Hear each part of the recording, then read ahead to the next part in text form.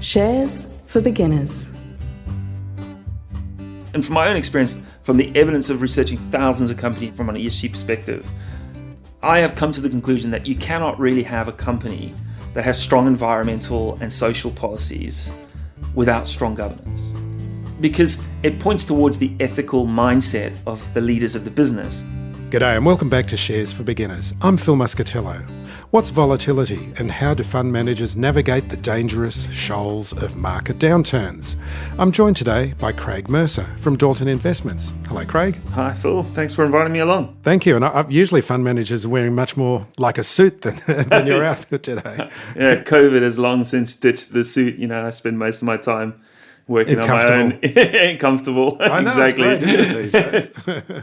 So Craig Mercer is the Chief Research Officer and Head of ESG at Dalton Investments Australia. Dalton Investments LLC is a value-based investment management firm with expertise in Asia, emerging markets and global equities. But I just wanted to start off by talking about Jonny Tomahawk. Sure. I've got it here. For obviously those that can't see, he's holding up a book. So that's my pen name and also my gaming handle, if you are into that sort of thing.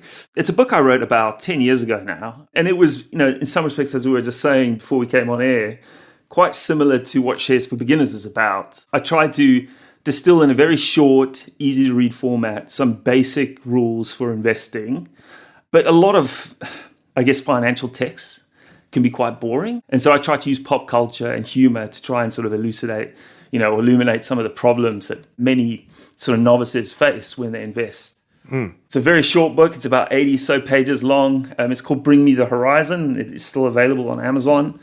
And effectively, it's meant to be a short read, but to give you some really sort of, maybe humorous stories from my own experience and try and then bring that into the world of sort of the jargon and all of the problems that come with, investing. Yep, and so as a metal guy, I noticed you had a rebirth into hip-hop in the late 90s, early 2000s. That's and right. Some advice from the notorious Big, or do you say B.I.G.? B.I.G., the notorious B.I.G. The notorious B.I.G. That's right, So, one of his songs is called The 10 Crack Commandments. But basically, he talks about his own experience dealing drugs before he became a hip-hop star and some of the lessons that he learned. And actually, the 10 Commandments are really quite informative about how to run a business and how to invest and how to trust your client, maybe not using leverage or borrowing money. So there's lots of things like that, throughout the book that are things that, you might not expect to sort of associate with investing, like, the Ninja Turtles, for example, and Astro Boy, which is a very personal story about how much money I lost following a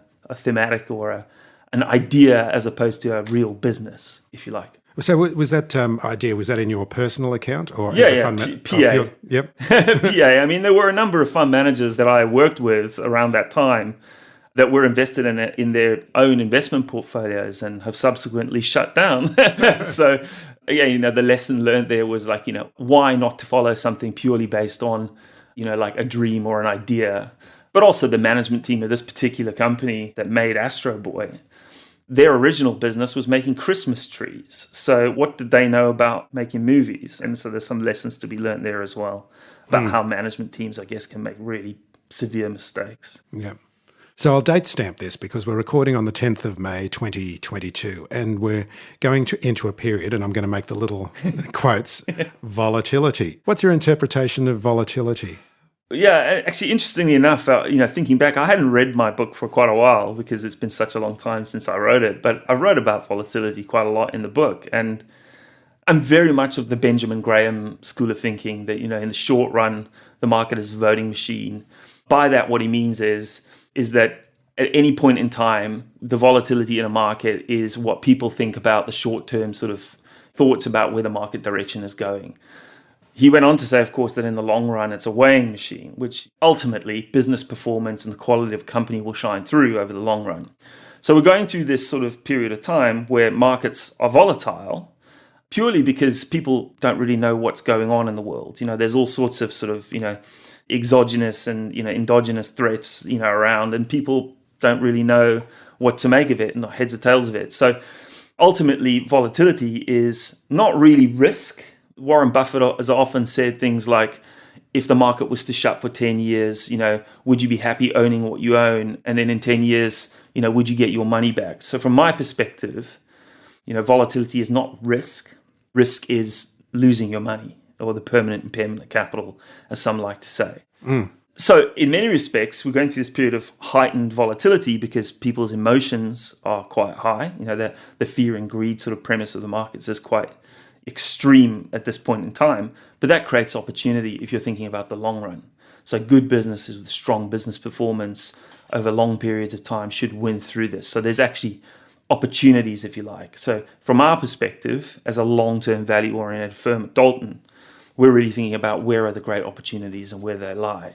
And does this volatility create opportunity as opposed to sell everything, like everyone else seems to be doing? So how does this selling operate? I read a lot of Twitter. And okay. Everyone's got It's not a good place to start. No. There's some good people to follow. But everyone has a different idea about where this volatility comes from. So there's people who need to redeem money, and so they take their money out of funds and ETFs, and then that affects the buying and selling of those particular companies, and it becomes a feedback loop. Yep. Would that be how you would characterise the process of what's going on at the moment? Well, look, there's a number of things. Obviously, we're in an environment where cost of living is clearly rising. Inflationary pressures are genuinely real. When you've got 8% inflation in the US and no wage inflation, or not to the same extent, people's general cost of living are going up. So they need money to fund their lives, and interest rates, on the other hand, are also going up. So they also need money to maybe fund servicing a mortgage or things like that. So there is some selling in the market because of those kinds of reasons. But a lot of the participants in the market are not investing with a very long-term investment horizon. They're investing in very short-term, I want to make money quick. What's the next hot thing? The Reddit sort of threads that we saw, the hysteria around certain companies. And they're just thinking, oh, the markets are going down, let me just sell. Because they're not really thinking about what they're investing in. They're thinking about the momentum side of investing. And this has been pervasive for probably the past decade. The growth of ETFs has been quite staggering, to be honest, to trillions of dollars from not very much. And I would recommend people actually read that book, Trillions, which is a wonderful examination of how ETFs have grown. It's really insightful. But with that and the ease of accessibility has come a very quick and easy way for people to deploy money that they ordinarily wouldn't have done without doing much research, I might add. Robin Wigglesworth, I think, is the name of the author, but it's a recently published book. It looks at the whole history of ETFs and how they started from Jack Bogle, Wellington.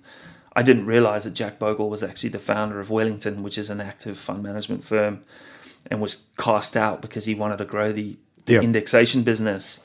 And then his actual logo, the Vanguard, the boat is Wellington's boat. That's right. And it was like a big, sort of up yours to the Wellington people. He sounds like a really fascinating character. Unfortunately, I never got a chance to meet him. Yeah, I've actually spoken to a couple of people who've met him. Yeah. And apparently he was very generous. These are people who were employed by Vanguard. And he would eat every day in the staff cafeteria, and people were welcome to come up and talk to him. And one of the guests I had, Jack Bogle, found out that he had a specialty in a particular part of finance that Jack wasn't aware of.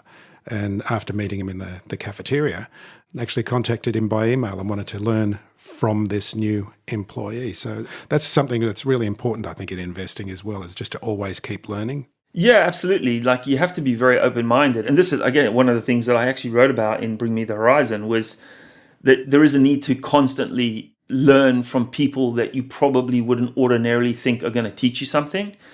One of the big problems that we have in investing is people get sort of really focused into sort of a myopic way of thinking, and they don't challenge their criteria. And this is all behavioral sort of economics, looking for confirmation.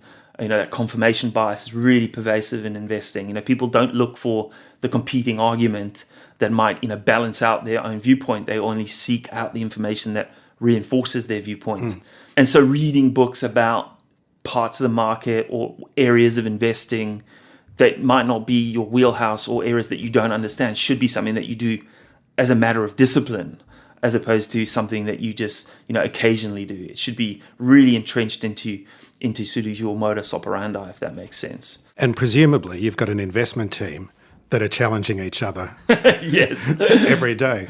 Yeah, absolutely. Very, very different viewpoints. We're an Asian-focused investment firm. So, as you can imagine, we have a lot of different cultures in our business. Myself and the CIO are the only two sort of white guys, if you like, on the team. We have South Americans, we have Indians, we have Japanese, Koreans, Taiwanese, Chinese, Bangladeshis. So we have people from such a wide sort of mishmash of global sort of culture and economies. And as you can imagine, someone, say, from Taiwan and someone from mainland China have a very opposing viewpoint about the role China plays in the global economy.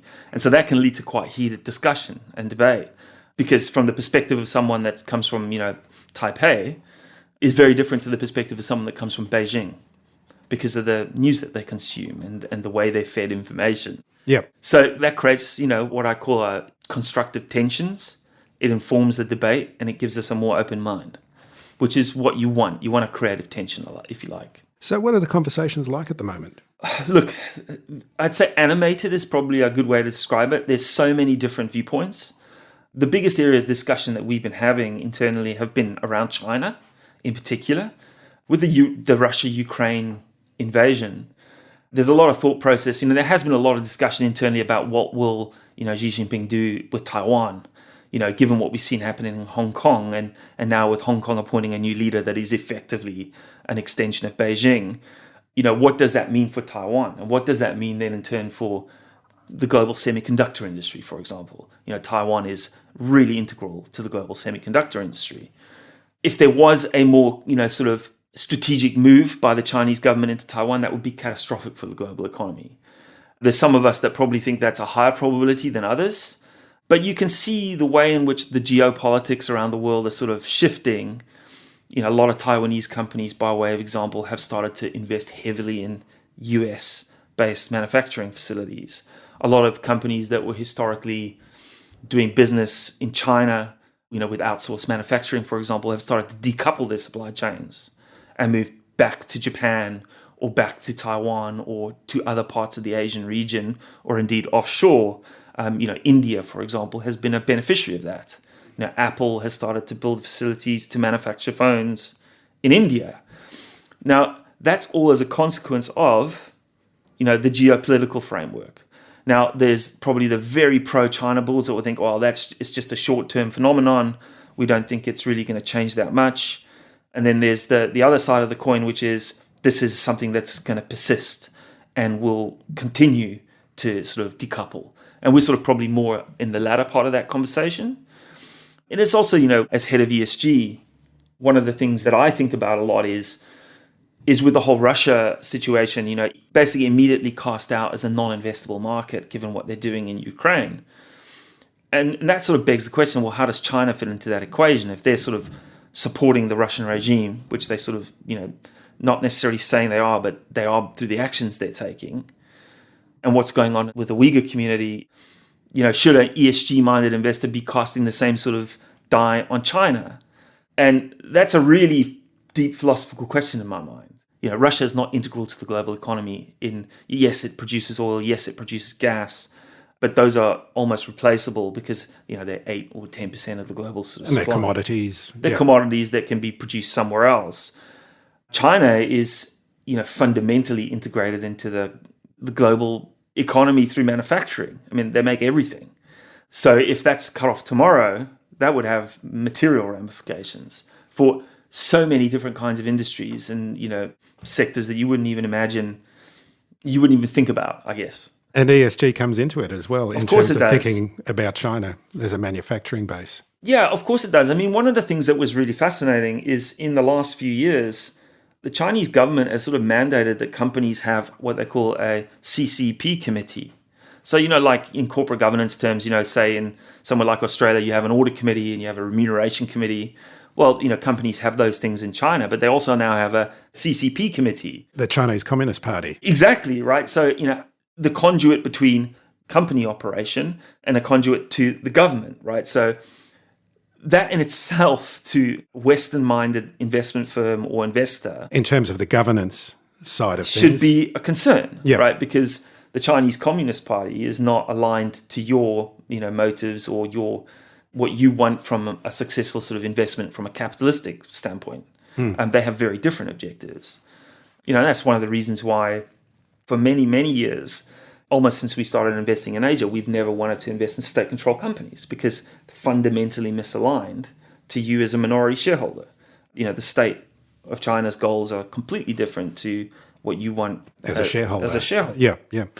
Another thing that's come up recently in terms of the ESG is that, and this is from an article I just read from First Links, and it's about whether armaments manufacturers are now ESG compliant because they're actually doing good in Ukraine. So you asked, you asked about, what are we talking about? What's the discussion? This has actually been a very, sort of dynamic conversation internally. Is the two things that have come up in conversation is one is, it's all well and good, but should you be allowed as an ESG investor to invest in a weapons manufacturer that's manufacturing weapons for the right people, right?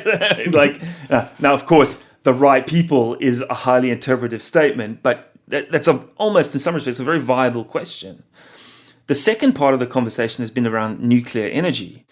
Clearly, when Fukushima, the earthquake and the tsunami, destroyed the Fukushima power plant, the global sentiment towards nuclear power completely cratered, and economies and governments all over the world start shutting down nuclear power. Germany, case in point. Now, the debate here is well, the consequence of doing that is that they become ultra reliant on Russian gas and oil for their own power needs. So there's a geopolitical implication as well as a carbon production implication. And so the question then becomes, will we start to see nuclear power becoming back on the agenda? And actually, fascinatingly enough, Kishida, the president of Japan, was just in Europe, and he was talking to, a group of investors, and he basically said with quite clear language that they're going to start turning on nuclear power again, because that will circumvent the demand that they need for foreign oil and foreign gas to power their own country. At the same time, there's been some enormous innovations on that side of the fence in terms of how, the big issue with nuclear power clearly is what do you do with waste? And I think in Finland, there's been some really crazy innovations that allow companies to dispose of nuclear waste in a more sustainable sort of fashion, if you like, without causing harm to the environment. Still in the early phases of its sort of, evolution, but nonetheless, these kinds of things that we're seeing in Russia and the Ukraine really start to present these conversations as being, well, actually, are we getting this all wrong? You can't cut off oil and gas from the global economy overnight. There has to be a long-term sustainable transition. But what are the long-term solutions? And I don't think people have quite figured that out yet.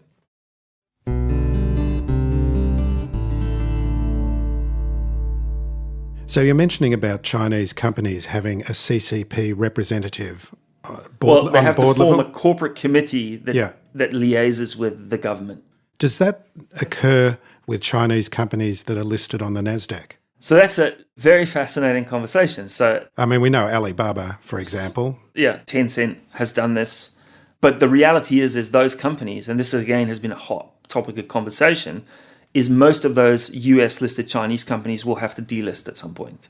The US authorities they're pushing through the legislation, and a lot of it has been pushed through already. They've been either relisting back in, say, Hong Kong, or, bringing business back onshore, or they've just gone private.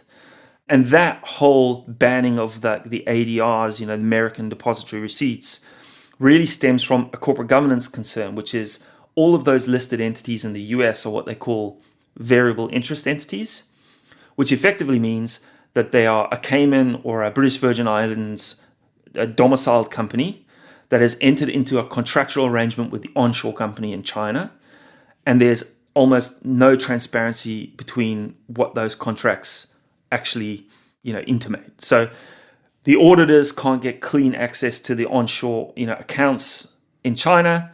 They're not able to inspect the companies as they would, say, in the US. And that's really what's led to this was we have no transparency. There was a wonderful example of Alibaba, which did this deal where they spun out Ant Financial. Ant Financial being the IPO that was, canned by the Chinese authorities because of control issues.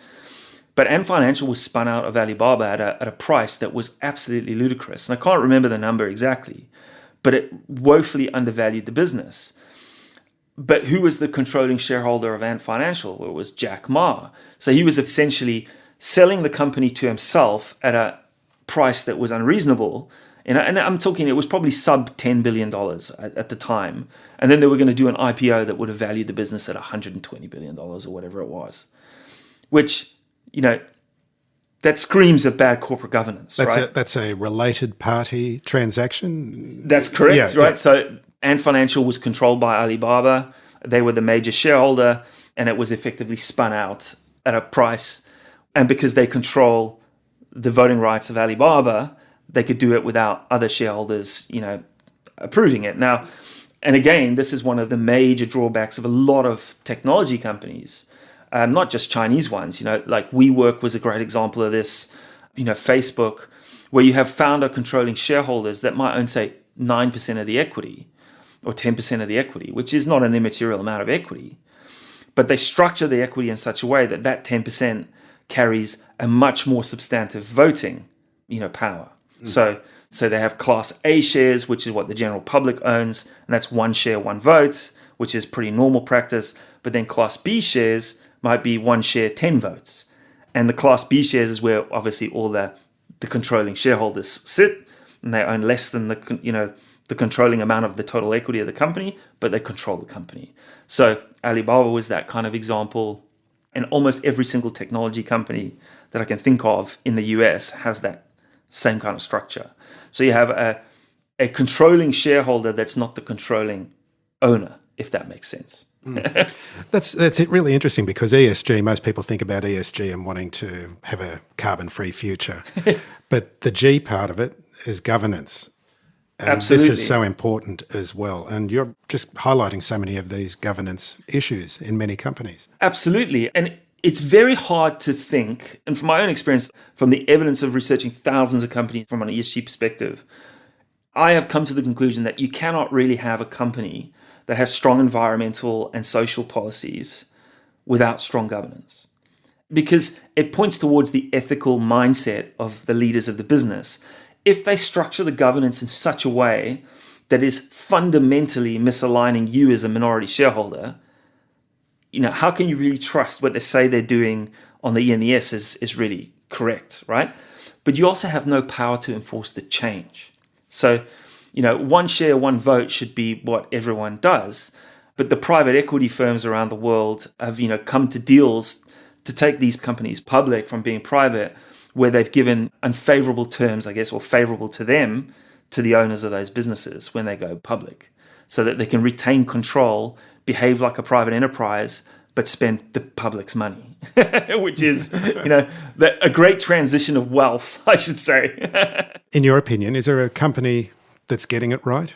Let's be optimistic. There are many companies that are doing this right. I mean, speaking of our area of expertise, I mean, a company like Sony, for example, Sony is a world-class company. It makes products that, almost everyone will have a Sony product probably in their household. But they've really got the E, the S, and to some extent the G correct. Now, the G comes with the caveat that it's Japan. So the mindset of governance in Japan is quite different to maybe what the mindset of good governance might be, say, in the United Kingdom. But in the context of a Japanese corporate, it's got really strong governance sort of credentials. Now, they could probably return more money to shareholders. They could probably be a bit wiser with their capital discipline. But from an ESG standpoint, they've got a lot of it right. And looking at Asia, Dalton is coming to the view that Asia is becoming one region and should be treated as one region. Can you explain that? Are we talking about South Asia and Southeast Asia? And it's probably slightly incorrect to say it's becoming one singular market. What we think is you cannot analyze Asia or invest in Asia without looking at the whole region. So that's a subtle difference. And by that, what I mean is you cannot form an opinion on a Japanese technology company or hardware manufacturer, say in the semiconductor industry, if you're not really focusing on what's going on in Taiwan and in Korea, because they are the major competing forces. So if you are a Japanese investor, you really have to be thinking about Asia as a whole. Actually, what we probably think is this decoupling sort of story that I sort of was mentioning is actually Asia is becoming more decentralized. So, you're moving away from China as the dominant sort of trading bloc, if you like, and you're getting more companies spreading out their sort of manufacturing or diversifying it across the region so that they have less disruption, if you like, to supply chains. And that's come as a consequence of probably two major things. The Trump administration, in the first instance, what they did was, they introduced obviously tariffs against China, which forced a lot of companies to think, well, if we're making a product that has got a tariff on it in China, if we move our manufacturing from China to, say, Cambodia or to, Myanmar or to Vietnam, and we don't get that tariff, then let's do that because we can maintain margins. And a lot of companies did that fairly quickly or have been doing that for a long period of time. When COVID started, that accelerated that process because it became even more abundantly clear that the reliance on China for manufacturing was crippling a lot of companies. And we're even seeing it now, with China lockdowns and China's sort of zero COVID approach, being still very prevalent right now. Companies are experiencing supply chain disruptions. And it's a terrible thing to be so reliant on one country. That's the thing. Their one policy. So a market like Japan, for example, Japan actually introduced tax incentives to a lot of its companies to bring back manufacturing onshore. Now, clearly the issue that is very pervasive in Japan is labor shortages. It's a very old country. They don't have the young, dynamic workforce that really, you need to produce goods, in a factory. And no immigration either. Well, so exactly, right? So you have this weird, sort of situation where Japan has the ability to bring some of these things onshore, and there are companies, bizarrely, that specialize in bringing labor into the country, but also automation and, robotics and all those kinds of things where Japan leads the world, allow them to maybe do things with less physical people. And, come back to the point I made earlier, this is one of the reasons why India is going to be a big, in our minds, winner of all of this. They have a very young and dynamic population. And a lot of companies are like, well, India has, a slightly more transparent rule of law, English-based legal system. It's a democracy, the world's largest democracy. Highly educated workforce. Highly educated, English-speaking to a large extent. So, there's a lot of things that make it almost a no-brainer. But also, if you're thinking about long-term thematic trends, where is the biggest population in the world in the next 2 decades? It's in India. It's got a huge amount of its population under the age of 30 and quickly becoming, wealthier, which is a large consumption market in itself. And we saw that in China. And so we're going to see sort of, somewhat of a repeat of that whole big economic transformation as more Indians join the workforce, as more Indians earn more money. They not only consume themselves, but at the moment, it's still an economic trade-off for, say, a US manufacturer. You're getting much cheaper labor in India than you are, say, in the US. But as that changes, obviously then there'll be somewhere else where people will ultimately go. And that might well be somewhere in Africa, for example, which is probably the next 50 years. Dalton engages with portfolio companies, and you encourage them to drive value for shareholders by suggesting opportunistic buybacks of companies' stock. Tell us about that process. Do you have that much kind of sway with the management of some of these portfolio companies? The simple answer to that question is both yes and no. So obviously in a small company... You can ask. Yeah. Well, you can ask any management company to do it, right? Whether or not they'll be inclined to listen to you is something entirely different. But in a company, say, with a market capitalization of, say, $200 million US, we can own 10, 15% of those companies. And in that circumstance, you have much more sway because you're oftentimes the second largest shareholder, maybe to the founder that created the company. So yes, you can have some sway. But as I said, different kinds of management teams have very different responses to, any form of sort of active engagement. For the most part, in a market like Japan, where we're probably the most pronounced at this, the knee-jerk reaction is no, we don't want to talk to you. You're a foreigner. What do you know? Now, the most powerful thing that's happened in Japan in the last sort of, say, 10 years is under the Abe government. I think when he came into power in 2012, he introduced a whole range of reforms. Japan has been notorious for poor management of balance sheets, basically, hoarding cash on balance sheet, which comes from, the Asian crisis or the Tokyo bubble popping in 87. This fear that, they always need to be prepared for the worst case environment, which is, as we go through this sort of market correction now, makes these companies arguably a lot more competitive. But because they've done this so aggressively for so long, you have quite literally hundreds of companies that trade at the market value of their share price is less than the cash that they hold in the bank. Now, that is not a great use of, your capital on your balance sheet. This comes to the question of capital and how a company should use its capital. Absolutely. And buyback is one of the ways that they can deploy that capital. Absolutely. So they could increase dividends, which is another thing that we're very proactive in encouraging, returning capital to shareholders in some form. Buying back shares ultimately means that they return cash to you as an investor. They contract the amount of shares that they have in issuance, which means you get more earnings per share. Because bear in mind, a lot of these companies are actually really good businesses that are generating, sound cash flow. They have growing, operating margins. They have growing businesses.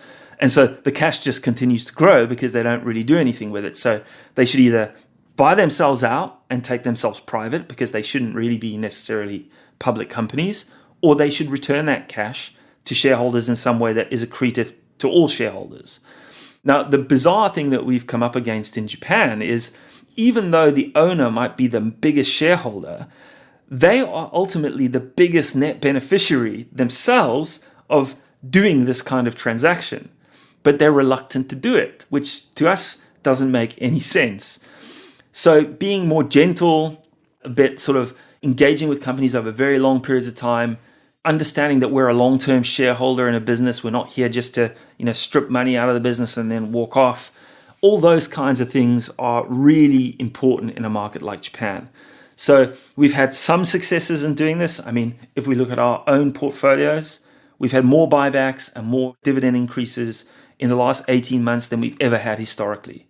And a lot of that comes down to the fact that the government is pushing reform, more capital efficiency, enforcing companies to enhance their return on equity, which is forcing management teams to think, we have to do something. Otherwise, we're going to fall foul to the government. They're not necessarily worried about you as the shareholder, but falling foul to the government.